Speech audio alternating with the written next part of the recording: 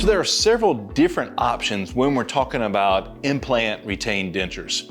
Fortunately, here at Riviera Dental Care, we have Dr. Hanson, who's been doing dentures for years, who has his own lab here.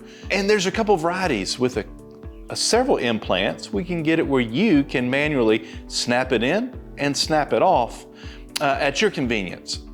But with a couple more implants than that, we're able to get a denture that snaps in that we only are able to take out every 6 months. So it has a little bit more stability, but we're still able to take it out and clean it periodically through the year.